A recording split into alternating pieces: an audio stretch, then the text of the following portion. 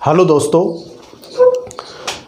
आज हम Herbert Spencer के बारे में पढ़ेंगे।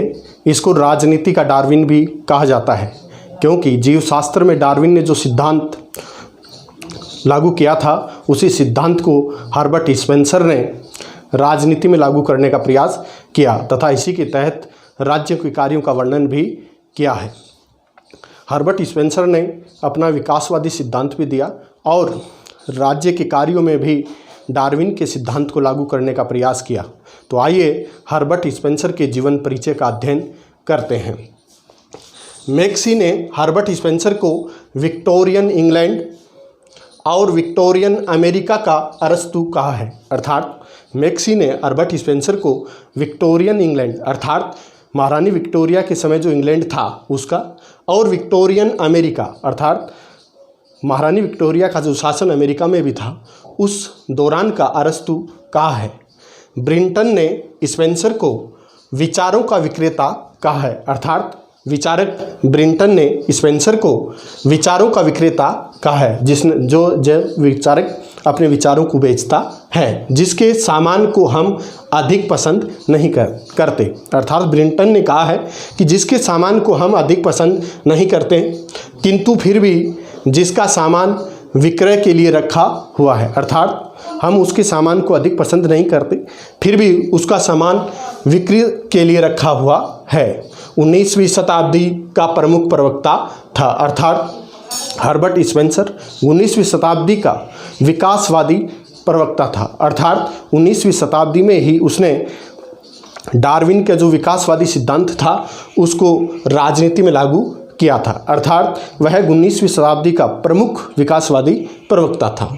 स्पेंसर को राजनीति का डार्विन भी कहा जाता है। अर्थात हर्बर्ट स्पेंसर को राजनीति का डार्विन भी कहा जाता है, क्योंकि डार्विन ने विकासवादी सिद्धांत को जीवशास्त्र में लागू किया था। उसी सिद्धांत को हर्बर्ट स्पेंसर ने राजनीति में लागू किया। अर्थात योग्यता का वर्ण जो भी सिद्धांत था उसको राजनीति में लागू किया, क्योंकि डार्विन ने कहा था कि समाजशास्त्र में वही जीवित अवस्था है जो परिस्थिति और पर्यावरण के अनुरूप अपने आप को ढाल लेता है। अर्थात जीवन संघर्ष है। अर्थात एक संघर्ष की स्थिति में जो जीवित बच जाता है वही जीवित रहता है, अर्थात योग्यता का वर्ण होता है। उसी प्रकार हर्बर्ट स्पेंसर ने इस सिद्धांत को राजनीति में लागू करने का प्रयास किया है। हर्बर्ट स्पेंसर एक अत्यंत हठी अध्यापक का पुत्र था। अर्थात हर्बर्ट स्पेंसर एक हठी अध्यापक का पुत्र था जो अपने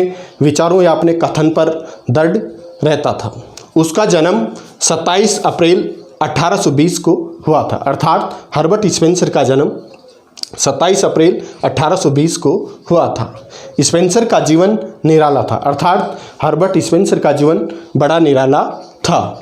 उसने जीवन में कभी प्रेम नहीं किया। अर्थात उसने किसी प्रेम प्रपंच में वो कभी नहीं फंसा और न ही कभी विवाह किया। अर्थात हर्बर्ट स्पेंसर ने अपने जीवन में कभी भी विवाह नहीं किया। हर्बर्ट स्पेंसर ने किसी कॉलेज और विश्वविद्यालय में नियमित शिक्षा प्राप्त नहीं की। अर्थात हर्बर्ट स्पेंसर किसी कॉलेज और विश्वविद्यालय की नियमित शिक्षा से वंचित रहा, लेकिन वह एक स्वशिक्षित विलक्षण प्रतिभा का धनी व्यक्ति था। अर्थात हर्बर्ट स्पेंसर ने अपनी शिक्षा अपने स्तर पर स्वयं ने प्राप्त की थी।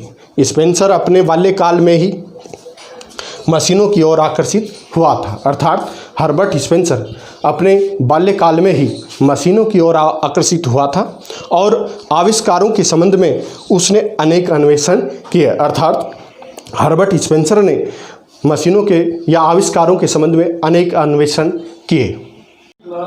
हर्बर्ट स्पेंसर 17 वर्ष की आयु में एक रेलवे इंजीनियर बना। अर्थात हर्बर्ट स्पेंसर 17 वर्ष की आयु में एक रेलवे इंजीनियर बनता है और वह 10 वर्ष तक बड़ी दक्षतापूर्वक यह कार्य करता रहता है। अर्थात हर्बर्ट स्पेंसर 10 वर्ष तक रेलवे इंजीनियर के रूप में कार्य करता रहता है। सन 1848 में वह सुप्रसिद्ध पत्रिका इकोनोमिस्ट के उप संपादक के पद पर नियुक्त हुआ। अर्थात वह 1848 में वह सुप्रसिद्ध पत्रिका इकोनोमिस्ट के संपादक के पद पर नियुक्त हुआ। उप संपादक के पद पर कार्य करते हुए वह हक्सले, टिंडल, न्यूमैन और इलियट जैसे महान विचारकों के संपर्क में आया। अर्थात हर्बर्ट स्पेंसर उप संपादक के पद पर कार्य करते हुए हक्सले, टिंडल, न्यूमैन और इलियट जैसे महान विचारकों के संपर्क में आया। वह 1853 तक उप संपादक के रूप में कार्य करता रहा। अर्थात वह करीब 5 वर्ष तक इस पत्रिका के उप संपादक के पद पर कार्य करता रहा।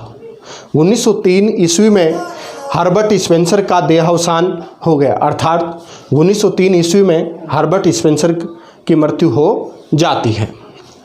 हर्बर्ट स्पेंसर की प्रमुख रचनाएं। हर्बर्ट स्पेंसर की अनेक रचनाएं थी, जिनमें से 4 रचनाएं जो प्रमुख हैं वो इस प्रकार हैं। प्रथम थी मैन वर्सेज द स्टेट। इसका प्रकाशन 1884 ईस्वी में हुआ था। इस पुस्तक से संबंधित कई बार फर्स्ट ग्रेड की एग्ज़ाम में या नेट की एग्ज़ाम में पूछा गया है कि मैन वर्सेज द स्टेट पुस्तक किसकी है, तो यह हर्बर्ट स्पेंसर की है। दूसरी पुस्तक हर्बर्ट स्पेंसर की थी प्रिंसिपल्स ऑफ सोशोलॉजी, अर्थात समाजशास्त्र के सिद्धांत, जो इसकी दूसरी प्रमुख पुस्तक थी। हर्बर्ट स्पेंसर की तीसरी पुस्तक थी डिस्क्रिप्टिव सोशोलॉजी, अर्थात तीसरी पुस्तक थी डिस्क्रिप्टिव सोशोलॉजी।